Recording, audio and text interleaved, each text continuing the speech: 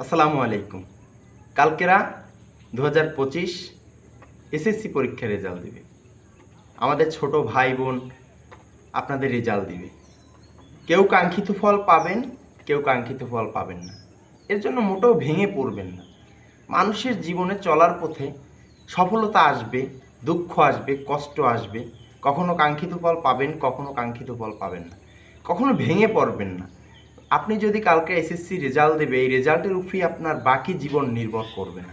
হ্যাঁ, কিছু নির্ভর করবে। আপনি একটা কলেজে ভর্তি হবেন কিংবা ভালো একটা মাদ্রাসায় ভর্তি হবেন, এর জন্য কিছুটা আপনার নির্ভর করবে। কিন্তু বাকি জীবনে আপনি ভবিষ্যতে কি করতে পারবেন, কি করতে পারবেন না, এটাই রেজাল্টের উপরে ডিপেন্ডেড না। তাই আপনি এ প্লাস পেলেন না, আপনি এ গ্রেড পেলেন না, আপনি মাইনাস পেলেন না, আপনি ফেল করলেন, এর জন্য ভেঙে পড়ার কিচ্ছু নাই। জীবন রানিং অবস্থায়, জীবন কখনো থেমে থাকে না। জীবন অল টাইম জীবন দৌড়ের উপরে থাকে। আমরা যখন মায়ের কোল থেকে নিচে হাঁটা শুরু করছি, তখন থেকেই আমাদের জীবনে শুধু হাঁটা এবং দৌড়ানো। আমাদের জীবনে থেমে থাকার মতন এক সেকেন্ডও আমাদের জীবনে এখন নাই। মৃত্যুর আগ পর্যন্ত, মৃত্যু যখন হবে তখন মানুষের জীবন থেমে যাবে। তখন এই জীবনের, এই দুনিয়ার সমস্ত অনুষ্ঠান আয়োজন সব থেমে যাবে। তাই কালকেরা যে রেজাল্টটা দেবে, আপনারা অনেকে মনের কাঙ্ক্ষিত ফল পাবেন না। ভেঙে পড়ার মতন কিচ্ছু নাই। আপনারা অনেকে হয়তো বা ফেলও করতে পারেন, আশা করি সবাই পাস করবেন, কিন্তু তার ভিতরেও কিছু মানুষ হয়তো বা ফেল করবেন। ভেঙে পড়বেন না।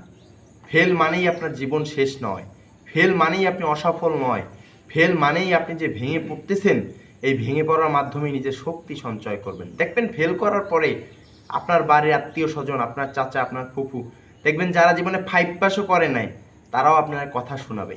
এইটাই এই সমাজের নিয়ম, এইটাই এই সমাজের রীতিনীতি। এভাবেই চলে আসতেছে যুগ যুগ ধরে। আপনি এটাকে পরিবর্তন করতে পারবেন না। তবে হ্যাঁ, আপনার বাপ মা যে কষ্টটা পাবে, এটা হচ্ছে রিয়েল কষ্ট, এবং এটা হচ্ছে একদম নিডেন কষ্ট। তারপরেও আপনারা ভেঙে পড়বেন না। আপনারা চেষ্টা করে যান। সফলতা মানুষের জীবনে ধরা দেবে, আজ হোক কিংবা কাল, যদি আপনি সৎ পথে থেকে যদি আপনি কষ্ট করতে পারেন। হ্যাঁ, আমি আপনাদের ভাই, আপনাদের বন্ধু, আপনাদের কারো মুখ পরিচিত, চেনা পরিচিত শরীফুল। আমি জ্ঞান দেওয়ার মতন কোনো লোকই নয়। আমি ছোট্ট একটা মানুষ। আমার ভালো লাগে আমার ইউটিউব চ্যানেল, তাই আমি 2-4-5টা কথা বলি। যার ভালো লাগে তারা শোনে, যার ভালো লাগে না তারা শোনে না। আজ এ পর্যন্তই।